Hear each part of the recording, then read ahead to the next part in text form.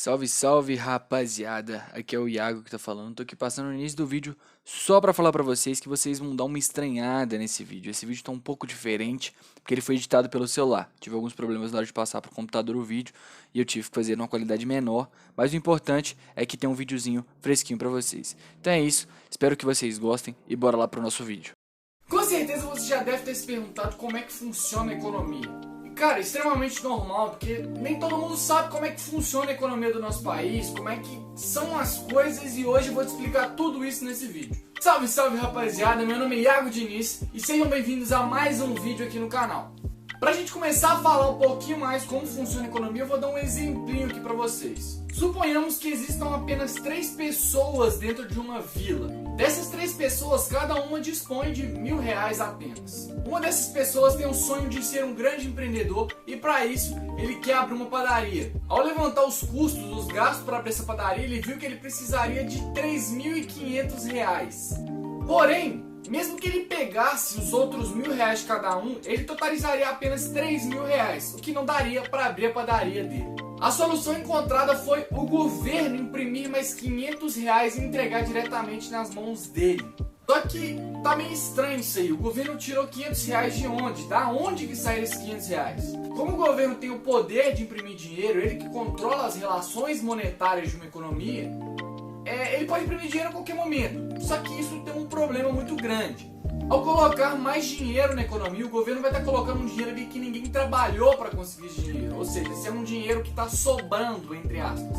Ou seja, a quantidade de produtos disponíveis na economia continua a mesma, porque não teve um aumento de produção. Só que o tamanho, a quantidade de dinheiro disponível para as pessoas gastarem aumentou, porque o governo colocou mais dinheiro ali. Ou seja, com mais dinheiro e a mesma quantidade de produtos, esses produtos vão se tornar mais escassos, ou seja, vai aumentar o preço. E isso é o que a gente chama de inflação.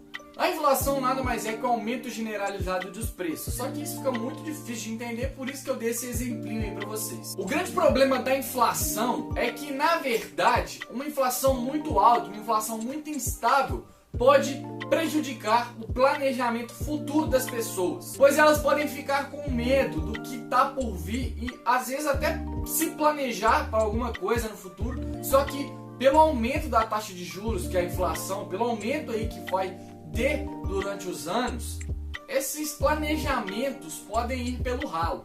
Um cenário de uma inflação instável, uma inflação muito alta, pode ser altamente prejudicial para uma economia.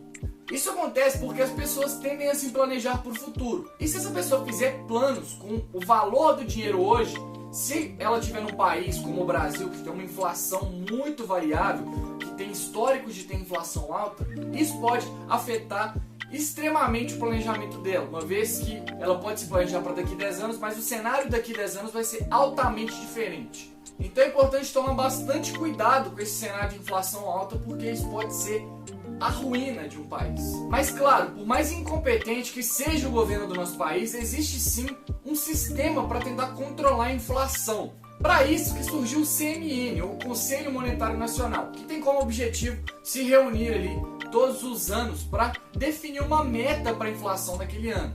Claro que essa meta pode ser sim afetada, pois existem fatores externos que podem afetar diretamente a inflação ali na prática, como é o caso do Covid, algumas crises que a gente tem, guerras e muitas outras coisas que podem sim afetar aí o ritmo que a inflação vai tomar. Mas o papel do CMN é definir uma meta para que o Banco Central possa trabalhar e possa manter um cenário que possibilite as pessoas crescerem, a economia se desenvolver. Para isso, o Banco Central tem algumas ferramentas em sua mão. E uma dessas ferramentas é a taxa Selic, ou a taxa de juros básica da economia. A taxa Selic, ou a taxa de juros básica, tende a acompanhar a inflação, uma vez que, com a inflação aumentando, a taxa Selic vai tender a acompanhar. Porque essa ferramenta vai servir para o governo fazer esse controle da inflação para que ela não saia muito da realidade da gente. Mas como assim? Eu não entendi nada que você falou, cara. Vamos supor que a inflação comece a aumentar desenfreadamente. A taxa Selic, ou a taxa de juros básica da economia, representa o custo-oportunidade que a gente tem na nossa moeda, que é o real. Mas como assim? Vamos supor aí que você está solteiro, que não é o meu caso. Vamos supor que você tá solteiro e prefere continuar solteiro, porque você acha que vai te trazer mais benefícios. Com isso, você vai estar abrindo mão de conhecer uma pessoa que pode vir a ser sua futura esposa, que possa vir a ser a mãe de seus filhos, e você vai estar se privando de viver uma vida com outra pessoa. Isso vai ter os seus benefícios e os seus malefícios, vai depender da pessoa. Então é justamente aí, esse exemplo não está muito relacionado com a economia, mas você consegue entender melhor como é que funciona esse custo-oportunidade. Você vai estar abrindo mão de viver uma vida com outra pessoa para poder se aventurar aí nas baladas, por se aventurar aí na vida do solteiro. Então esse é o seu custo-oportunidade, esse é o custo que você está tendo que pagar para ter a oportunidade de viver essa vida de solteiro que você quer. É justamente isso aí que a taxa Selic representa. Ela vai representar o custo-oportunidade que a gente tem que disponibilizar para poder estar conseguindo consumir, para poder estar conseguindo adquirir as coisas com o cenário que a taxa Selic vai estar sendo trabalhada. Ou seja, quando a gente tem uma taxa Selic em baixa, quando a gente tem um movimento de caída da taxa Selic, as coisas vão passar a ficar mais baratas. Ou seja, o custo-oportunidade que a gente vai ter para consumir vai ficar mais barato. Então, com a taxa Selic baixa, é muito mais fácil você fazer financiamento, fazer empréstimo, fazer consórcio, porque as taxas desses financiamentos, desses consórcios, vão ficar mais baixas. Então, o consumo, o crédito é estimulado por parte do governo. Com isso, as pessoas passam a consumir mais e a cada vez mais isso vai aumentando. Em contrapartida, o custo-oportunidade para isso é que as taxas da renda fixa passam a render cada vez menos. Ou seja, o Tesouro Selic, o CDB, a poupança passam todos a render menos. Então esse é o custo-oportunidade que você tem com uma taxa Selic menor. Como eu disse, as opções de renda fixa passam a ficar cada vez menos atrativas, o que faz com que as pessoas passem a olhar cada vez mais para a renda variável. Então elas vão começar a migrar para a renda variável em busca de uma rentabilidade maior para o seu dinheiro. Isso somado ao consumo das pessoas, que está cada vez aumentando mais, já que está mais barato consumir, isso vai fazendo com que as empresas passem a gerar cada vez mais caixa. Com caixa, essas empresas vão começar a investir esse dinheiro em novos projetos, querendo se desenvolver e crescer dentro do mercado. Para isso, elas vão precisar de outras pessoas, vão precisar de contratar mais funcionários, o que vai fazer com que a taxa de desemprego caia.